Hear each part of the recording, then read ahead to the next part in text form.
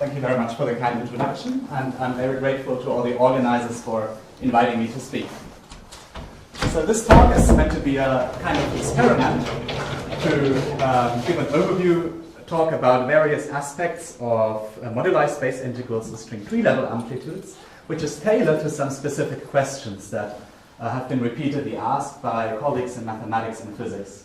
So a variety of questions I heard about first-hand or second-hand, which were about certain aspects that are hard to nail down from the literature as it is now. So I'll try my best to offer an answer to such questions. But before I state what these questions are, let me first of all give some reference to the material I'll be using. Joint paper with Stefan, then one paper by Stefan and Tom Taylor. One interesting paper from the ambi-twister string community, or from Yutin Wang, Warren Siegel, Alice Yuan. And finally, two interesting papers by Sebastian Lisera, who's a graduate student of Freddy Kachaza at Perimeter, who did an awesome job in tying some mathematics literature together with string theory literature. He studied math papers on intersection theories and pointed out that bread and butter relations like KLT in string theory in fact follow from so-called twisted period relations, and that's something I'll use later on. Okay, so the main heroes in this talk are identical to what you heard from Stefan yesterday. Stefan was telling you about the kind of moduli space integrals in string tree-level amplitudes. If you do scattering amplitudes of open string states, then string theory tells you should look for world sheets of disk topology. So the genus is always correlated with the loop order of the relevant string amplitude, genus 0 for tree-level processes, and of course everything is tree-level and genus 0 in this talk. So these are integrals that Stefan calls Z, and I'll try my best to stick as close as possible to Stefan's notation. And furthermore, Stefan introduced to you a family of sphere integrals, moduli spaces over spheres with n punctures. These were called J, and those guys appear in closed string scattering amplitudes. They encode supergravity amplitudes to leading order in the inverse string tension and have an interesting tower of string corrections. So both of them are formal power series in so-called Mandelstam variables, dot products of the external momenta, and as Stefan explained to you, the coefficients in these power series are multiple zeta values. Okay, so these integrals are also known under names like Selberg integrals, and there have already been a lot of important mathematics papers on that, including Tara Sommer and Francis Grant, and certainly other people.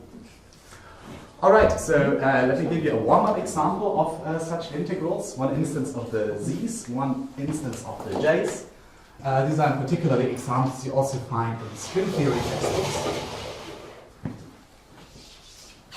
Okay, you can do this at 3 points, but then there are just one, these integrals. So let's look at the first non-constant example with 4 punctures. So the moduli space integrals, the moduli spaces of 4 punctured disks and 4 punctured spheres, they are one-dimensional. One real dimension in case of a disk topology, one complex dimension in case of a sphere topology. Yeah, simply because in the disk case, the open string insertions are bound to appear on the boundary. So that's why it's just a real dimension.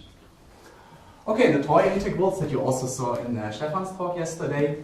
So in the open string / disk case, this is essentially an Euler beta function, which in turn you can express in terms of gamma functions, which also clarifies the analytic continuation if you're worried about the convergence of that integral. And here's also an explicit example of these multi-zeta expansions that I mentioned.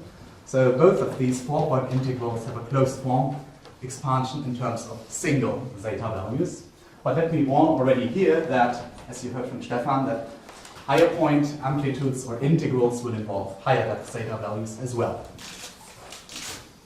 So here the toy example of the sphere integral, okay, I normalized it in a way for convenience that there are no pi's on the right-hand side. So here we are integrating the Z2 variable about the sphere, excluding the points of collisions, 0, 1, and infinity are the problematic ones.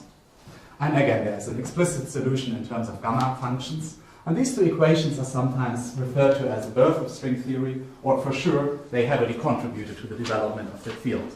So important names include Veneziano and Virasoro Shapiro.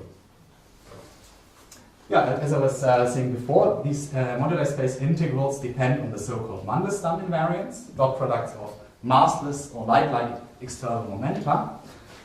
From the fact that the momenta square to 0 and that they are conserved, these Sij are not linearly independent. And this is actually quite important in view of the SL2 redundancy of these moduli space integrals. So as Stefan was also telling you, there are plenty of relations among these Sij. So here they are. Which means, for instance, in the 4-point case, you can eliminate S13 in favor of minus S12 minus S23. And I guess I should clarify my conventions for the multiple zeta values, just to make sure there is no confusion about forward and backward ordering of the arguments. So here in my conventions, N1 refers to the exponent of the smallest summation value. Okay, so this is the setup, or this is an inviting example for the objects I'll be talking about. But let me now come back to the purpose of this talk. For sure, a lot of this talk is a review of what you heard from Stefan yesterday, and I'll pick those aspects which help me to do the following. So the first goal of this talk is to clarify the motivic coaction. Spell out the coaction of the disk integrals. What happens if you hit generic z's with the motivic coaction, assuming that you have translated all the multiple zeta values to their motivic version to have everything on more solid grounds. And I will give you all details of a formula which express this coaction in terms of further disk integrals times even more disk integrals, where the A superscript refers to the Durand quotient, where the motivic version of zeta 2 is set to 0. So I guess this lines up. Durand version zeta 2 is set to 0. Durand version. Okay, sorry. So this lines up with the coaction principle I firstly learned about from Francis Brown, which is a quite general statement about amplitudes. Yeah, roughly speaking, it states that if I hit an amplitude with a coaction, I get back further amplitudes on the right-hand side, at least in the first slot of the tensor product. So I'll give you a confirmation that the coaction principle applies for disk integrals, and I guess we will hear tomorrow by Nance how it also applies in any possible Young nodes. And what is pretty nice about these disk integrals is that even the second half of the coaction is still more or less in the same space up to the issue with a Durand quotient. Okay, so this is goal number 1, and I should really confess this is not new material, it's just tying together various pieces of literature. What is slightly more new, this concerns the connection between sphere and disk integrals. So as we heard in Stefan's talk, there is a beautiful relation between these two classes of moduli space integrals. It's the single valued map. For a certain bookkeeping of the integrals, you can one-to-one generate the sphere integrals, or more precisely their power series expansion in Sij, by doing a formal operation on the multi-zetas you see in the disk integral. And it's as simple as, whenever you see a multi-zeta value, single value it. And as Stefan explained quite accurately, this is conjecture so far that this connection holds. And what I try to do is to suggest a method how one might be able to prove that.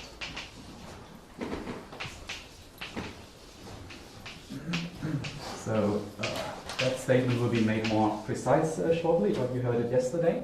But the big disclaimer, maybe the proof idea is not that exciting because I will use the coaction, the formula for the coaction.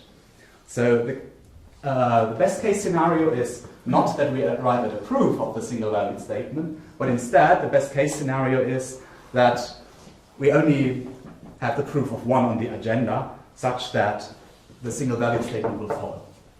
But okay, maybe I'm too optimistic and maybe you will end up finding a loophole in what I have to say, so let's see what happens. Right, so let me now give some more detailed definitions of these z's and z's, or remind you of the definitions that Stefan gave you yesterday. There are no loopholes since we're at tree level. Oh, how can there be a loophole at genus 0? You're right. I need, in order to characterize the integrals I'm interested in, I need to supply two cyclic permutations of the external legs. So as a rule of thumb, whenever you see a Greek letter in this talk, it's meant to be a permutation of some of the external legs. So here, these are permutations of all the n external legs, of all the n punctures associated with these momenta. And here the first permutation, it refers to the integration domain. I guess this integration domain is easiest to define by means of the picture up here, that on the disk boundary there's a notion of cyclic ordering, and let's make sure that this cyclic ordering propagates to a convenient parametrization, where the disk boundary is taken to be the real axis, and these inequalities make sure that the punctures are ordered as you see it in that picture here. So this is the first cyclic information. I need to pinpoint a z integral. And the second definition, it concerns the integrand. So this is the cycle, the co-cycle dual to the integration cycle there. And the ubiquitous notation is that repeated indices, double indices mean differences, and whenever there's some permutation rho, it just means it acts in the manner spelled out here. Now on the disk, everything is happening on the real axis, so there's not a real chance to distinguish holomorphic from anti-holomorphic coordinates. But on the sphere, the situation changes. On the sphere, there is no more notion of cyclic ordering, so there is no permutation I can use to characterize the integration domain. But instead, there's no more freedom to fiddle around with the integrand. So here, I'll be interested, or like Stefan, you can work with products of such cyclic denominators, one in the holomorphic coordinates, one in the anti-holomorphic coordinates. So here I dare to take over the doubtful string theory textbook notation. These moduli spaces, they have some SO2 redundancy of Möbius transformations on all the z's. So to mod out by that redundancy, you simply drop 3 of the integrations. So this is the only point of doing this inverse volume of the SO2 conform the killing group. I don't claim that there is a finite volume you can associate to it. Instead, please view that as a formal definition for the instruction to drop 3 integrations and to insert a compensating Jacobian. And of course, you're free to fix the redundancy in any way you like, but I take the fixing spelled out here, z1 going to 0, zn minus 1 going to 1, and sending one of them to infinity. And don't worry, that Jacobian makes sure that there's no blow up when zn goes to infinity. This blows up in the same way as the denominator gets you down to 0. So here you divide by pi to the n minus 3. So I would have thought it more natural to divide by 2 pi I to the n minus 3. So do you get other powers of 2 floating around somewhere? Okay, so the point, the reason why I find this convenient is to make that relation as simple as it is. Okay. I think these 2 pi I, which you suggest to insert, might propagate there. Okay. I guess something like that if you have dz wedge dz bar instead of d2z. Oh, d2z is not dz wedge dz bar. No. Oh, sorry, I spelled it out. I'm sorry. Oh yeah, it's a 2i. Yeah, perfect. That's perfect answer to the question. Okay. But maybe it's safest to leave all factors of minus 1 to I to after the talk. All right. But the last things to be said at the beginning is, first of all, let me convince you that these toy examples up there, they line up into this general definition with the 2 cycles. So here the z toy upstairs has integration domain from 0 to 1, which means that z2 is moving in between z1 and z3. So this is compatible with the integration domain here. And also here this Park-Taylor factor is hopefully correctly addressed. If you send z4 to infinity, then the only thing that survives from that permutation is a pole in z1 minus z2, and this is hopefully what we have up there in the integrand of the z toy. The same statement that applies to the j toy, where here as z4 goes to infinity, there are 2 surviving factors like the z2 bar and the 1 minus z2 bar, which descend from that part here. Okay, and as stressed by Stefan, these integrals satisfy plenty of relations, enough such that the the basis is pretty small. The basis for all of these 2 by 2 arrays of integrals is of size n minus 3 factorial by n minus 3 factorial. These are, in the case of the disk, two sorts of relations which either operate on the integration domain or on the integrand. So the first type of relations are known as monodromy relations, and they allow you to select n minus 3 factorial integration cycles. So to characterize a possible basis choice, I'm too lazy to spell out all my legs. So whenever you see a Greek letter where you expect to see external legs, it's a shorthand for a permutation acting on those legs which you don't see. Since there's no 2, 3, ... all the way to n minus 2, please always assume they are part of that permutation here. Okay, so the monodromy relations of Stefan and Pierre, which also exist at loop level, they make sure you can work with n minus 3 factorial basis cycles. And now, when we want to fiddle around with the integrands, these cyclic denominators of Hart-Taylor factors, it is about integration by parts. It's a systematic way of discarding total derivatives, which allow you to also squeeze the integrands in the basis of n minus 3 factorial. And here this is not a typo, it's just some personal convenience that I find these integrals particularly handy if you use different bases with n and n minus 1 twisted. But okay, it's really a matter of taste which basis you like the best. I'm just showing you what my notion of nice basis is. And the same kind of basis reduction can be performed for the J integrals. Then there is no monodromy relations, but instead total derivative relations with respect to both z and z bar. Okay, so this concludes the first cast of characters. And unless there's an urgent question right now, I'll proceed to talking about the low energy limits.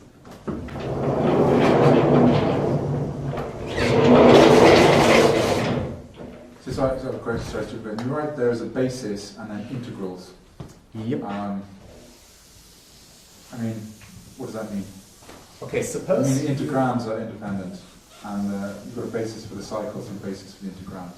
Right. So I'm not claiming that these cyclic denominators can by themselves be algebraically reduced to n minus 3 factorial. You get stuck at n minus 2 factorial after partial fraction.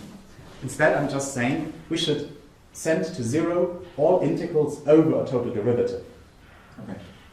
So for instance, at 4 points, if you don't like the cycle I've chosen there, it's just a rational function Sij over Spq, which relates this 4-point integral to any other choice of a cycle in the 4-point integral. Is your script J real? Yes, these integrals are real, though this is not manifest from what you see on the board. Okay.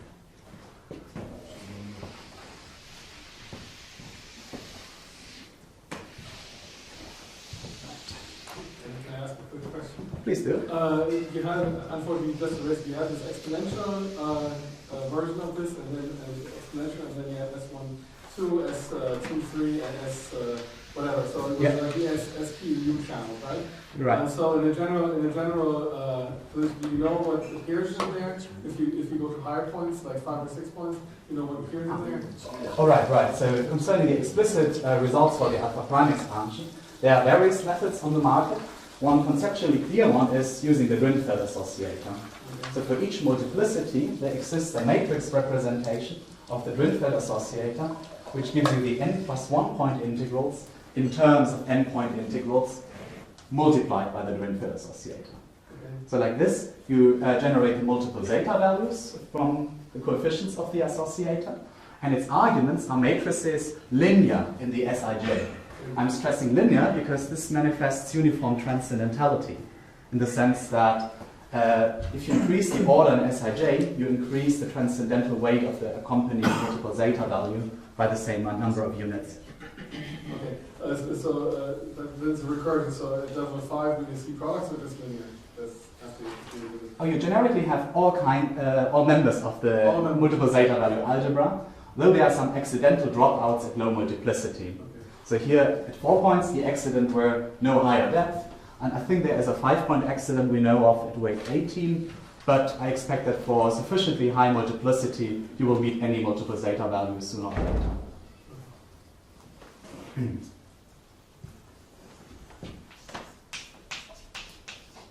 Okay, so let's now do low energy limit, which is just the physicist's way of saying we want to extract the leading order in Sij, so the leading order in the Laurent polynomial dependence of these integrals on the Sij.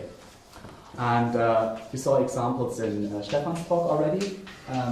You get n-3 simultaneous poles, or at most n-3 simultaneous poles in a leading low energy order. These can be expressions like that. And let me first of all give a name to these low energy limits before telling you more about them. Let me just call the low energy order little m, associated with a z labeled by rho and tau. So in extracting the low energy order, I mean I take everything of homogeneity degree s to the power n-3, and the subleading terms I'm discarding like that are of this order. And amusingly, the low energy limit is the same no matter whether you start from the sphere or the disk integrals. So the first time I've seen this is in the 1401 paper by Stefan and Tom, where certainly the scope of the paper is much wider than just that. Okay, so now what shall we say about these matrices of low energy limits? They are filled with poles of this type. Maybe I should give you the example that fits to the z toy and j toy from above. So can you explain this equation? You've got z rotor equals j rotor. Okay, I'm How saying... can that be the case, modulo? No, and I think this is the central expression that you should compare the z and the j with. Modulo. Modulo. So this is the most important part Factors here. out to the right, yeah. Strictly speaking, if I were to spell it out for the j, I would even start at order s to the 6 minus Okay, m. I'm sorry. Thank you. So it's just to make sure that there's only one m we need to discuss, covering both sphere and disk integrals. Okay, so this is the low energy limit of the above z toy and j toy. So as you have seen in the erased expression, this is just a very simple expression. And 151 example of these low energy limits goes like that. It's just to illustrate the flavor of the pole structure. You might get sums of these SRJs, sums which just line up with region momenta in interpreting these low energy limits as Feynman diagrams. Yeah, so I'm basically taking ahead what I was about to write now. These M's can be interpreted as giving you the propagator structure of Feynman diagrams, namely those kinds of Feynman diagrams with cubic vertices only. So here this is about the M's. They carry the propagators of cubic vertex Feynman diagrams. And if you want to refine that statement, it's the cubic diagrams of the so-called biojoint scalar theory. This is a theory of scalars which have two kinds of color degrees of freedom, which are participating in two gauge groups. And this gives you an opportunity to generate these permutations quite naturally in the context of Feynman rules. Okay, so cubic vertex Feynman diagrams. So this is, say, the physicist's take on these M's. But let me also give you some math motivation why these are interesting objects to study. So this is what I learned from Sebastian Misera, that these M's, so just the leading low energy order, discarding all multisators, that these are intersection numbers of twisted cocycles. So twisted cocycles is another way to address these denominators, these Taylor factors. And the word twisted refers to the fact that there's a multivalued function present, namely this zij to the power sij. Cocycles. Okay, I don't want to go into more detail. I'll just need this identification later on to use a result from intersection theory. Okay, so here the reference that I found really illuminating to study is Sebastian Misera, a letter from November of last year, where he explains how the M's are related to intersection numbers. Okay, now another motivation to study these M's is that their matrix inverse is a really interesting object. So before I say matrix inverse, I should first of all do some truncation to a basis. as I told you, the z's have plenty of relations such that their basis is as small as n minus 3 factorial times n minus 3 factorial. So for sure, this is an upper bound of, on the basis of m's, since this is having less information. But the good news is, if you work with an n minus 3 factorial times n minus 3 factorial array of such m's, you can invert the matrix. There's no further degeneracy, the determinant doesn't vanish, and you arrive at an object that prominently appeared in Stefan's talk. This is the field theory version of the KLT kernel. So here, oops, I hope this is becoming more visible like that. So that S0 is the matrix inverse when I make a particular choice of the permutations. So to arrive at n minus 3 factorial, I just permute n minus 3 legs rather than n of them. And again, this is an arguable matter of taste. I enjoy putting this relative transposition between n and n minus 1, because like this, the KLT kernel is non-singular in the Mandelstam variables. So this is a choice of basis where you just have polynomial dependence on the Sij.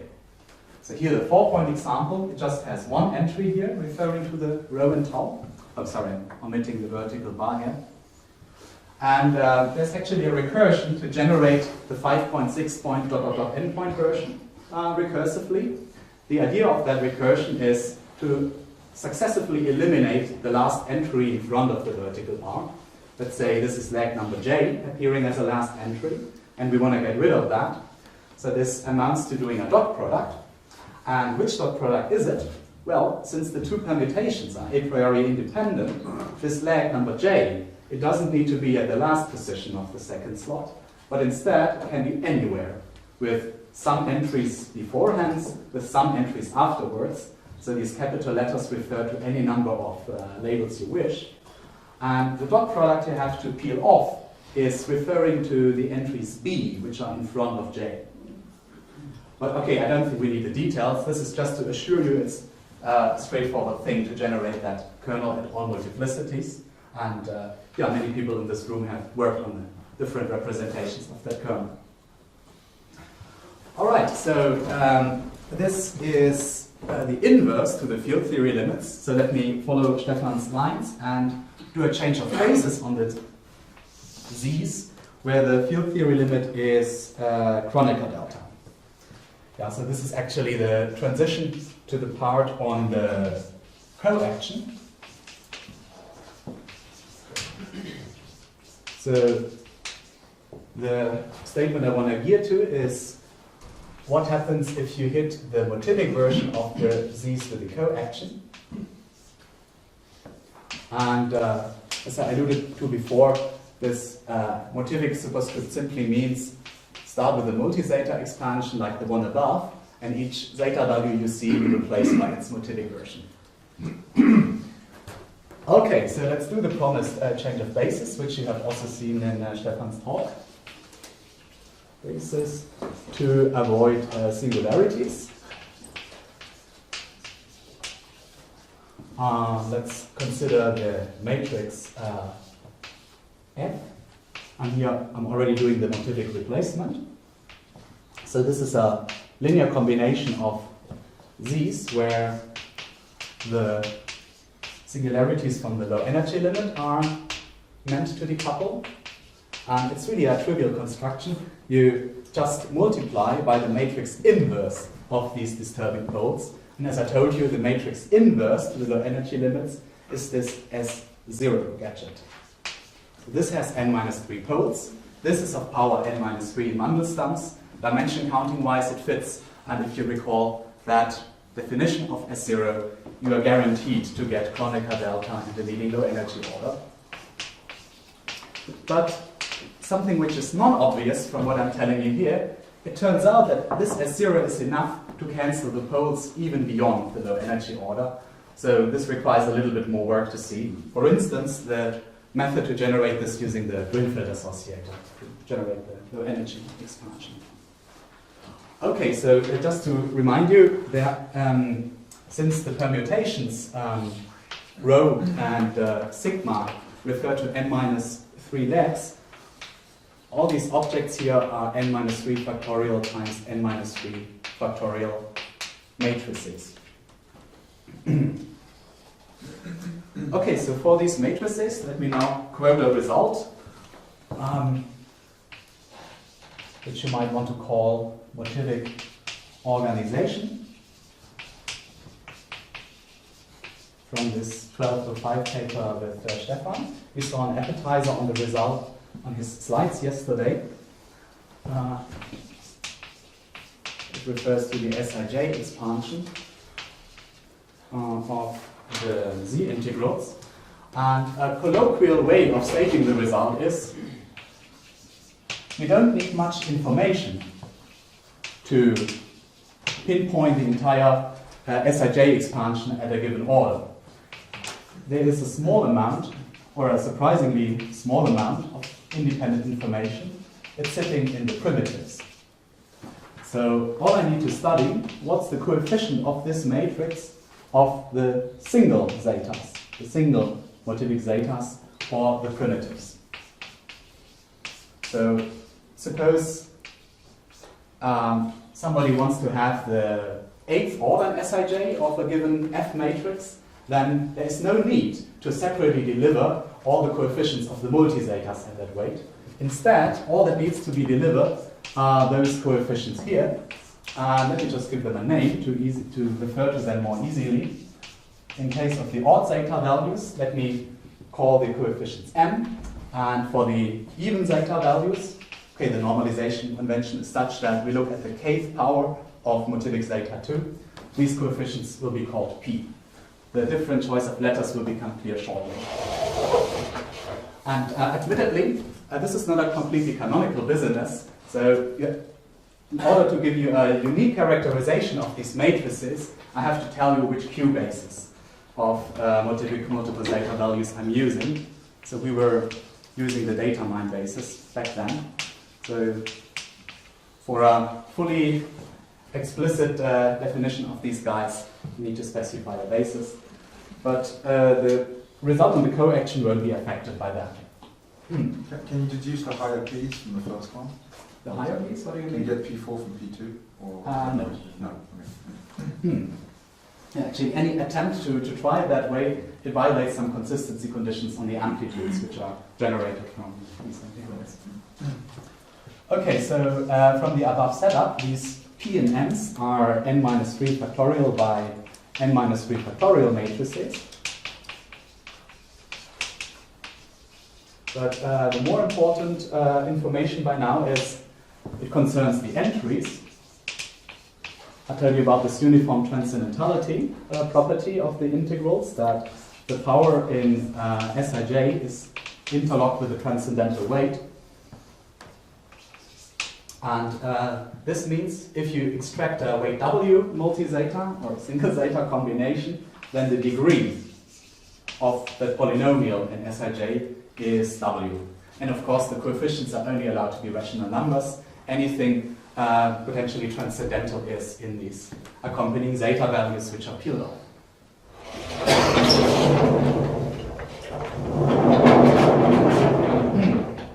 Okay, any questions so far? Yes. In one or more of his talks, Oliver said that our data mine was now completely obsolete and contains 1,000 times more information than is really there in the underlying mathematical structure. Does that obsolescence show up in any of your work? Maybe you allude to Francis' work on the motivic decomposition of multiple zeta values. So I guess you can use the coaction principle. The coaction acting on a tentative basis NZV and check whether this coaction organizes itself into basis elements you've already picked. This is exactly what he does, like restricting to these coefficients.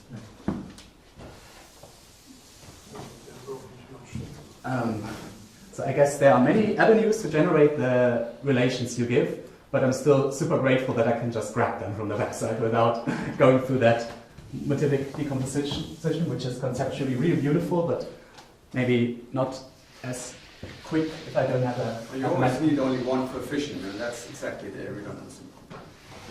Oh yeah, right. Redundancy is important to dwell on. So, you can't fix using Francis' algorithm the coefficient of the primitive, which introduces that non-canonical aspect of choosing keys in M matrices. You can do it by transcendental methods, by computing a number. You're computing a rational number to arbitrary precision, and you have to Right, the numerics. Yes, it's not only a proof, one. so you have to use a data mine for that. But you still know that the denominator has certain properties. You can bound the denominator on this one. So we're obsolete but convenient. So for sure, I agree on the convenient. I need to think more about whether I agree on the obsolete. It's not obvious to me. I don't say it's not convenient, but there's a bit of information which is convenient. Okay. Yeah, I should make it more precise what I mean by all information is in the primitives. So once you know the coefficients of the primitives, the next question you will inevitably have is what are the coefficients of non-primitives? By non-primitives, I refer, among other things, to products. Oops. Or likewise to higher depth zeta values. So the result is that all the coefficients of the non-primitives can be composed of things you have already computed. So all the non-primitive coefficients are going to be matrix products, matrix multiplication in that space of n-3 factorial times n-3 factorial. And these matrix products are all of the following type. The leftmost matrix is of p-type, descending from even zeta values. And then everything right multiplicative is a string of m matrices, which are defined through the primitive odd zeta values. So just to give some examples of that, for instance, if you are asking about the coefficient of zeta 2, zeta 3, so this is actually the first opportunity to encounter a non-primitive if you use a reasonable basis of MZVs. So here that matrix product would be P2 times N3. Again, if you were to flip those two, then already from an amplitudes perspective, you get problems with certain consistency checks if you put N3 to the left. But also there are math reasons to do it like that. And my second example, and also this was on Stefan's slide yesterday, that if you look at the coefficient of the double zeta, so here I'm committing to my favorite basis at weight 8, the coefficient of that is minus 1 over 5 m3 m5. So this is just a matrix commutator, nothing deep, and it's actually a nice opportunity to do a consistency check. Let's look at the 4-point example, where only single zetas were around. So for sure, that guy is not welcome at the 4-point level, but these matrices, being of size n-3 factorial times n-3 factorial, they are just scalars, 1 by 1 in the 4-point case. And of course, 1 by 1 matrices don't have a non-vanishing commutator. So this is just one way of seeing that this double zeta drops out at the 4-point level. Okay, so one way of phrasing all the results from the reference is a generating series of these matrix product connections. So that generating series is nothing but the motivic coaction. So here I'm encapsulating this and all the other examples in one equation. If you compute the coaction of a given entry of these matrices, then you get back some further entries of the same matrix. But it's not exactly the same one. In fact, there's some matrix multiplication happening. And this is, as far as I can see, completely in line with the general formula of coactions on periods we've seen from Oliver Schnetz and the work of Francis. So the general formula instructs us to insert a unity, a complete set of cocycles and cycles. And here in our case, this way of inserting unity amounts to summing over all linearly independent integrands, cocycles, and summing over the independent cycles on the next one. Now you might be worried that this is tricky to associate cocycles with cycles, and let's see, the way out from potential trouble spots with the monodromies is you need the Deram version of the second matrix F. So again, this superscript A, it refers to the quotient where you set the motivic version of zeta 2 to 0. Okay, so the equivalence of our 1205 result with that statement was firstly pointed out by James Drummond and Eric Ragusi. They also anticipated from that there's a connection to the Drinfeld associator, and you can find this in 1301 0794. Okay. Now, the final remark I want to make on this coaction part is maybe you like the Z basis a little bit more because there's this cyclic structure in both slots.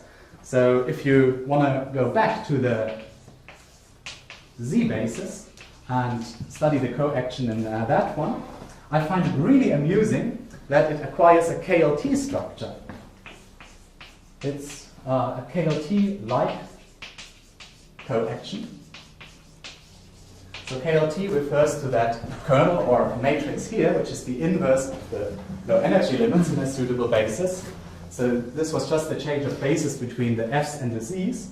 And if I work out the linear algebra, then the coaction on the Z's, or their motillic version, goes as follows. It is a matrix product of ZM's. Then here I'm inserting a complete set of cocycles. Then here comes the KLT kernel, which is akin to a metric on that space. It's the invariant inverse of the invariant pairing of cocycles.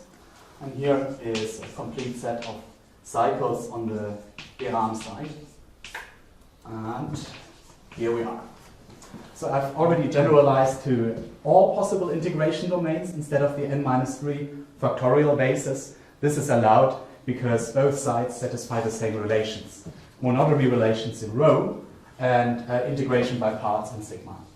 What is your tensor product? Oh, I'm sorry. Yeah. I forgot the most important piece of the formula. Thank you very much, David. I have a stupid question. So in the KLT, you switched n-1 and n on the right-hand side. But here you switched it on the left-hand side. Well, let's go back to the definition of the F matrix. So let's just make sure that, let's just do the linear algebra and replace F by Z times S. Yes. And the Z's you see upstairs, they have integration cocycle 1, tau, n. So this is the same 1, tau, n you have over there. Okay. So it has to then you've do- got n-1n, the definition of F, and then you've got n-1. Well, the n,n-1 appears on the cocycle side, on here, the second entry, not in the first one. Oh, Yeah, yes. sorry about that confusion. I mean, in the end, this goes back to the fact that there's some S0, some multiplication with the inverse matrix. Right. Okay, so as Stefan has illustrated yesterday, this S0 is pretty ubiquitous. There are a lot of KLT-like formula all over physics. For instance, S0 tells you how to glue Yang-Mills or gauge theory amplitudes together to gravity. And the very same S0 tells you how to generate open string amplitudes from Z integrals times gauge theory amplitudes. And it appears in a variety of other double copy representations of scattering amplitudes in field and string theory. And here, it's quite amusing that it again comes back when we do the coaction of one of these motillic Z's. Okay, so this brings me to the end of the coaction part. Are there any questions before I proceed to the single valued part? So, does this ZA live in a different space from ZM? Okay. Or is it really the same space in your case? Okay, I'm sure I'm not the right person to characterize the space. I don't to not in the physicist version of it, where there are functions and stuff. Yeah. So I wouldn't dare to make any more precise statement other than it's in the quotient of zeta 2 going to 0. Okay. So basically the Dirac period version. All right, so let's now come to the last part. So this is about comparing sphere with disk integrals. And of course, the conventional or traditional way from the 80s to compute sphere integrals is to use the Cavaille-Valentine relations. But there is even a new, a more modern brother of it, or sister. It's the chiral version of KOT, which I will introduce shortly. And this chiral KOT will help to sketch an idea of a proof for the single value projection connecting sphere and disk integrals. Okay, before getting to the chiral one, let me remind you of traditional KLT, the one spelled out by Cavaille, Level, and Tai in the 80s. It gives you a method to reduce sphere integrals to bilinears in disk integrals. And it again amounts to matrix multiplication of the type you have seen before. A lot of n-3 factorial ranges of permutations will be summed over.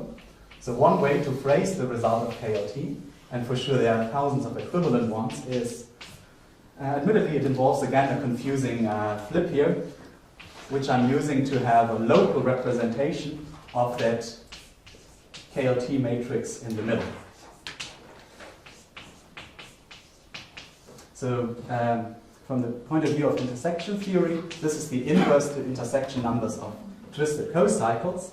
But maybe for the moment it might be more interesting for you to see an explicit representation of that. So in the 4-point case, this is just a sine function of Mandelstam invariance.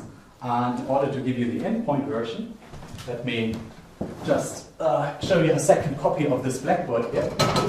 The way how the field theory KLT matrix is constructed, it's pretty easy to sprinkle pi's on even zeta values.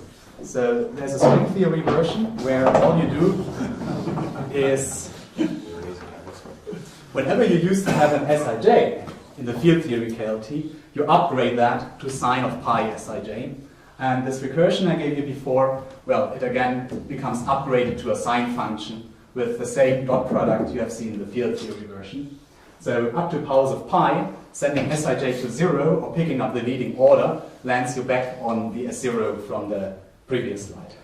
So is it significant that sine is also a product of gamma?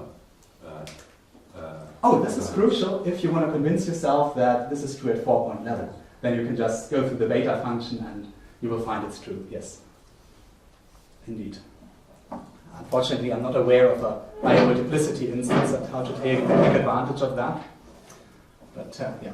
Okay, so this is just the endpoint version of, thank you very much, of that matrix here to convince you that this is explicitly known. And again, my weird choice of basis with n and n-1 twisted is chosen by convenience to not have any poles in these expressions. Okay.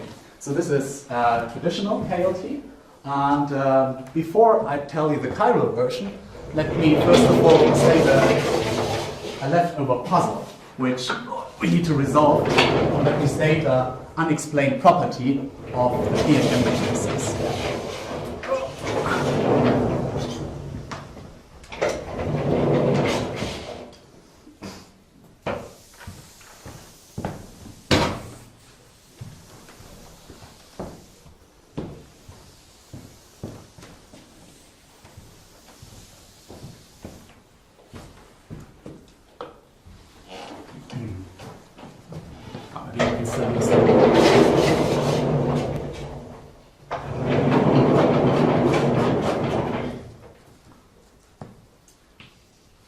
Okay, there are a couple of properties of the P&Ms that are assumed so far and very useful.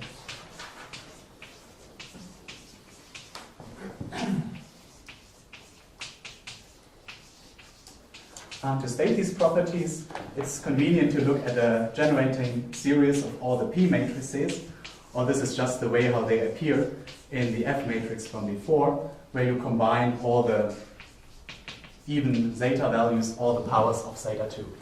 Oh, sorry, this isn't particularly readable. So they satisfy observationally two properties, and in the rest of the talk I'll try to derive them from intersection theory.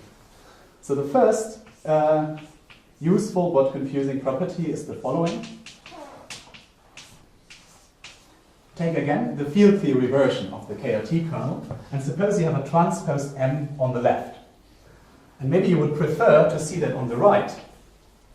So observationally, and tested to very high orders in 5 and 6 point contexts, you can flip that over.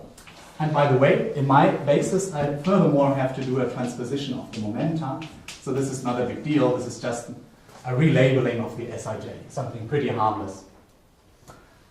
Okay, so this is one of the important lemmata on the M's that I've tried to prove. And the second one concerns what if P transpose and the field theory KLT kernel meet, and of course with another P on the other side. Then there the claim is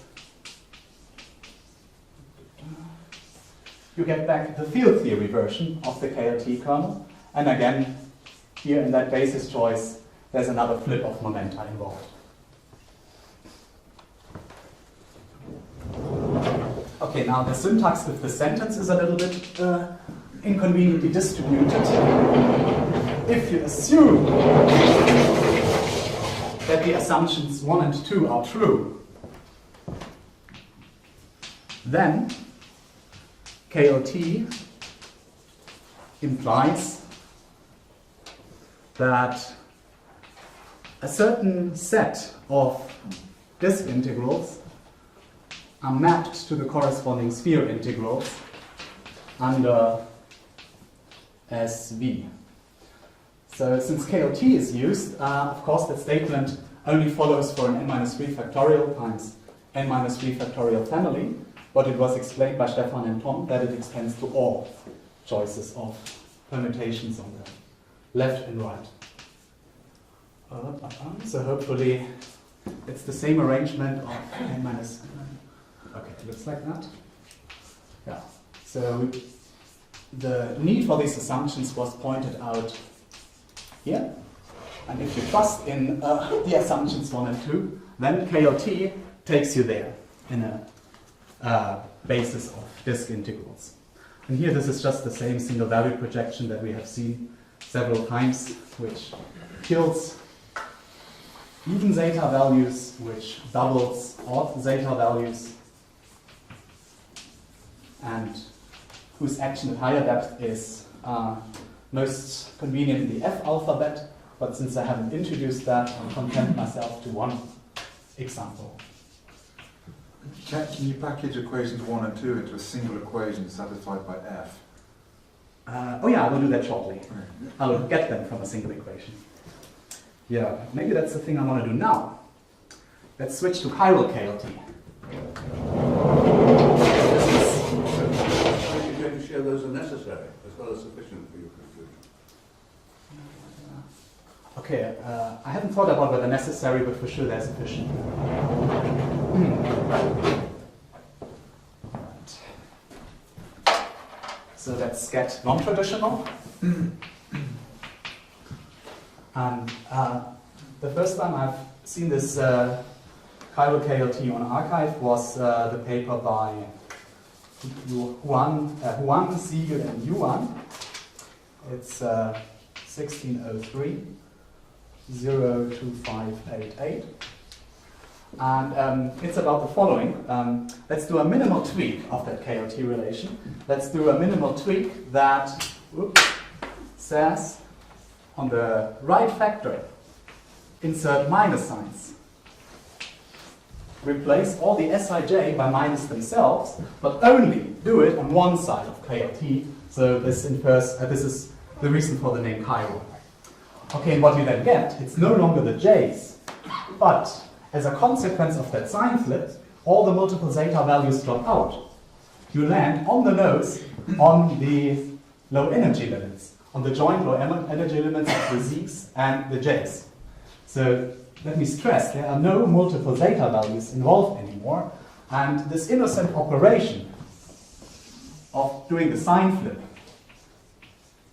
has the dramatic consequence of cancelling all the single valued multiple zeta values in the J integrals. So at first I thought that this is a bad joke that some of the authors is doing on me, but he convinced me quite quickly that this is true, and you can use the gamma functions at 4 points to convince yourself on the back of the envelope. Okay, so then I probably need to convince you that this chiral version of KLT holds. So at first I thought that this is just an observation in the paper, tested to some order, but then I was explained by Sebastian Misera that there's a rigorous way of proving that using some theorems from intersection theory. So, as Sebastian explains in his papers, chiral KLT follows from so-called twisted period relations,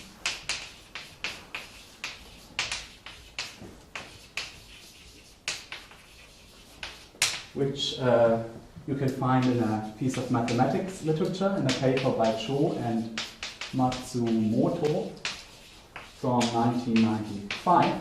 And for sure, Cho and Matsumoto didn't talk about these z functions on the nose, but the way how this twisted period relations is phrased, the left-hand side, the m's, I pointed out these are intersection numbers of co-cycles. So these intersection numbers appear on the left-hand side of the twisted period relations. And on the right-hand side, they play with intersection numbers of twisted cycles. That's the inverse of the S-alpha matrix. And furthermore, they play with dual pairings between cycles and co-cycles, which are the z integrals. As Stefan pointed out, the z's are, up to a change of basis, the period matrix of the moduli space. So these z's are dual pairings of cycles and co-cycles. So this is how the objects from intersection theory translate into the ingredients of chiral KLT. And as I was just saying, that connection, so this word follows here, goes back to the work of Sebastian Misera, more specifically these two papers here. 08527 and 00469. All right. Good. So now let me get to answer Francis' question. What is the more packaged version of these assumptions 1 and 2? So in order to derive them, we start from chiral KLT and contract it with some S0 kernels. S0 kernels with some permutation indices. Of course, summing over sigma and delta, sigma and rho here. And when you do this contraction, the left-hand side reduces to S0. Remember that M is S0 inverse. So if I hit it with 2 S0s, I get 1 positive power of that matrix. And now on the right-hand side, I'm getting back to the Fs, since I'm contracting the Zs in their co-cycle index with the S0 matrix. So what I will get is the transpose of the F matrix up to a relabeling of the momenta. Okay, and I will use some elements of the motivic decomposition. Well, as you probably noticed, I refrained from spelling out all details, but let me just give those aspects which we need to prove 1 and 2. So among other things, you have these even single zetas. Among other things, you have the odd single zetas with the M matrices. And there are a lot of terms that I don't really need in the following. So this is a very informal way of saying whenever there are matrix products, I'm not tracking them. Okay, and here you do the matrix transpose and you do the relabeling of momenta we discussed.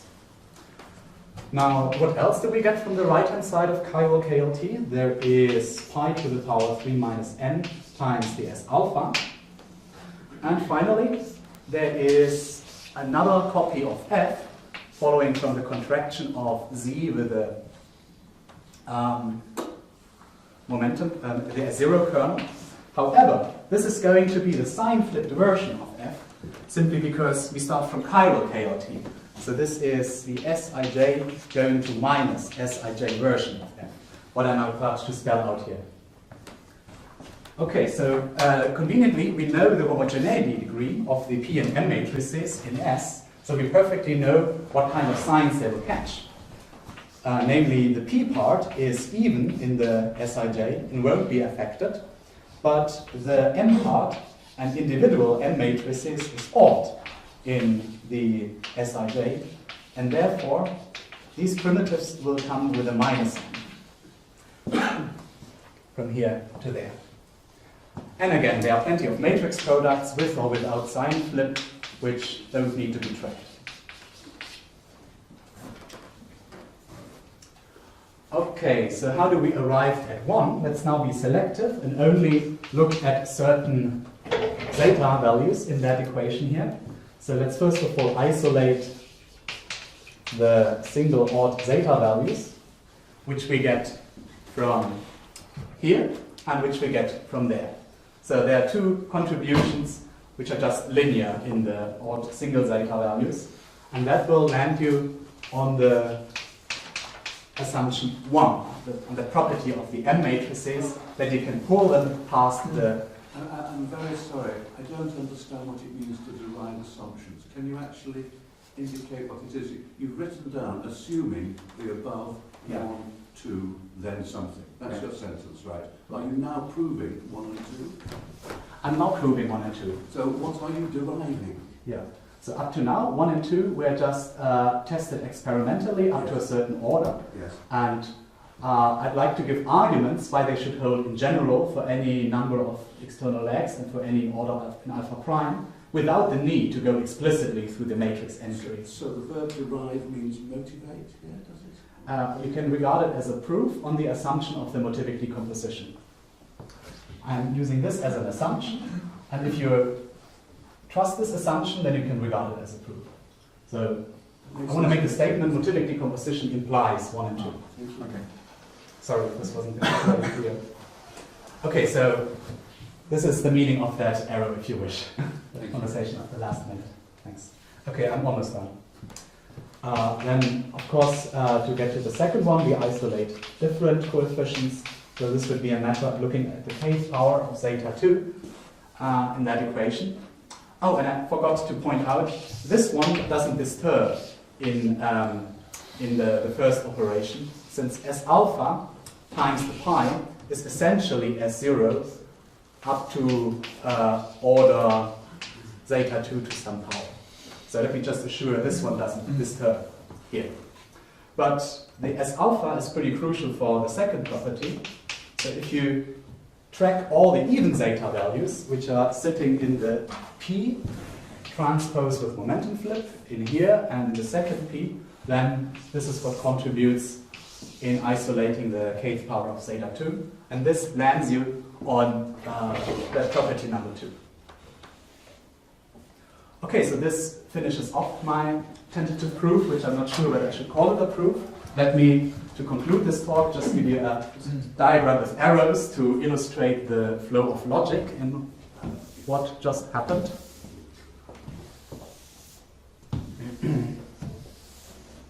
So,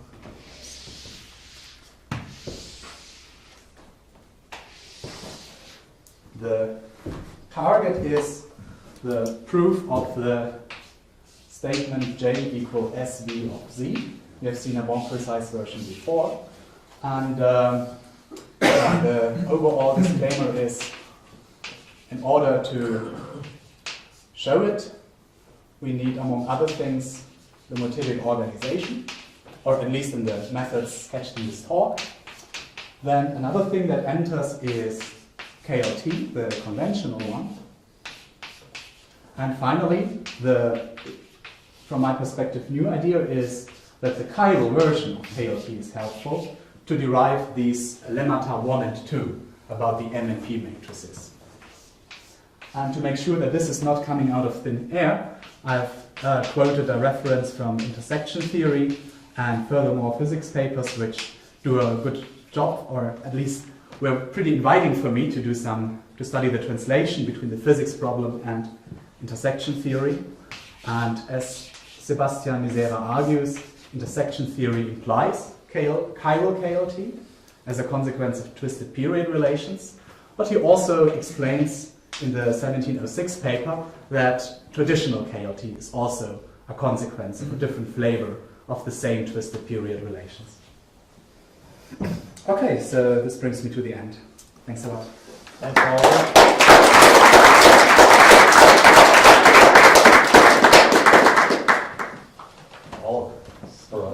The single value map looks like such a simple equation, and you have such a concrete thing to start from. So the first idea would be, did you ever try to prove it without any motivic contents by doing what I did in quantity theory and what Eric did in information quantization, which means you just leave one variable not integrated and look at these functions, and possibly you find single value functions and case, something along these lines. I agree, this is a very appealing scenario.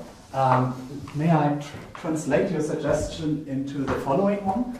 That we Taylor expand the Kober-Nielsen factor and then compute these integrals order by order in Sij. Can I? No, that's completely different. No? Oh, okay, then I must have misunderstood your question. No, not the Sij. You leave one Z, not the S. Yes. One set not integrated.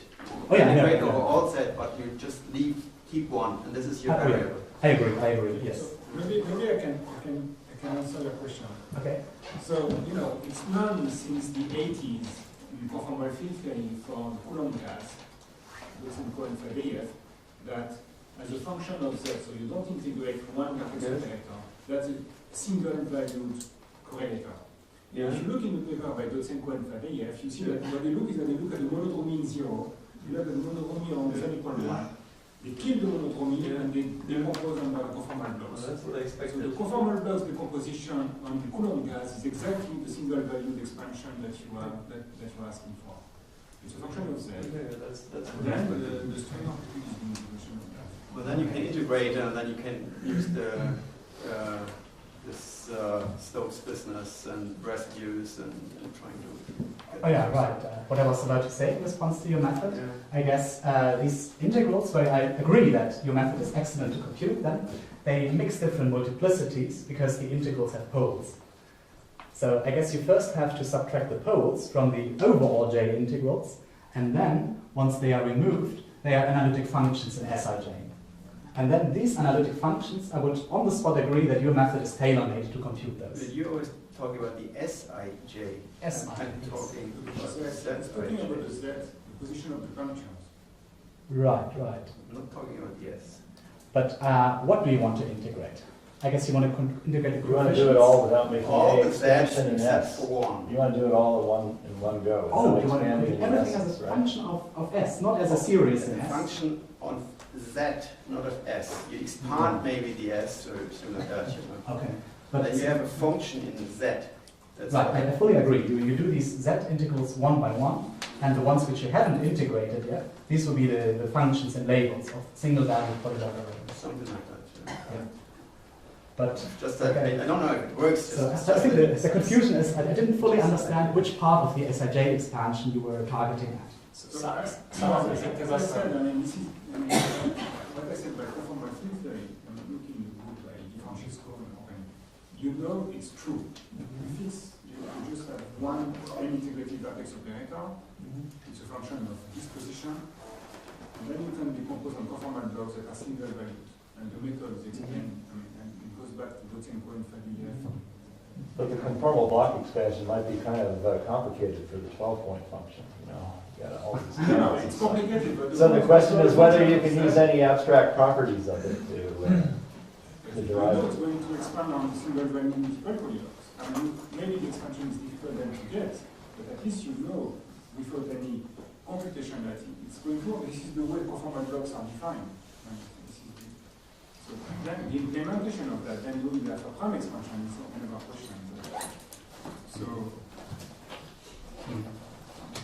I think that's maybe there are really two kinds of goals one can set. One is to prove the statement that J are in the space of single value NZVs. And the other potential goal is to prove that the exact mapping holds for a given pair of permutations So I would call this a slightly stronger statement that it not only says in which space it's living, but which even pinpoints the coefficients of the zeta values. One comment about what Oliver said.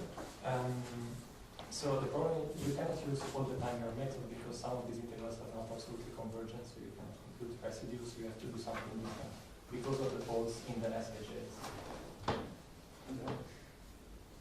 So if you integrate less, you get something divergent, and if you integrate more, it's convergent.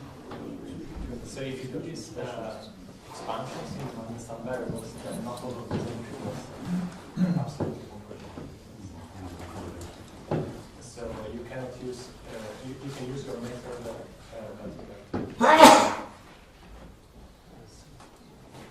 From a mathematical point of view, if I understand what you're saying something about, I mean, you can really think of your C integral, your script J, as being a sort of conjugate diagonal embedded in two copies of your original situation.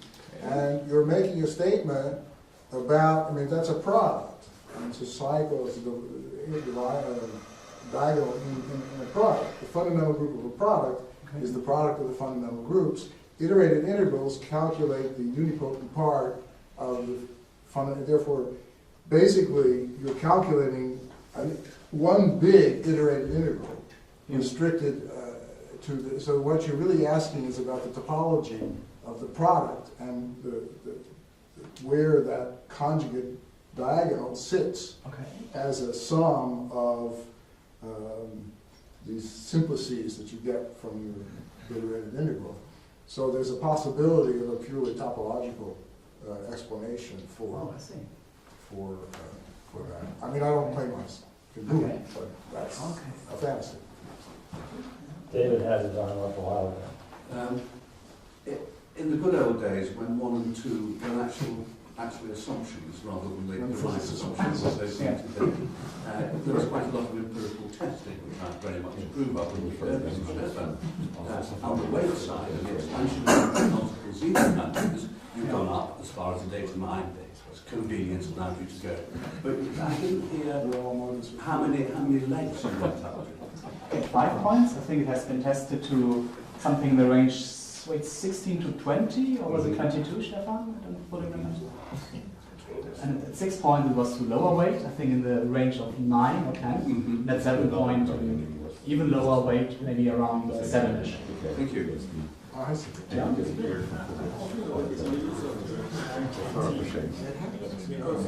It's not that. Look at the superimposition. Okay. When you do the calculate T, because of the fit, you get Z over Z.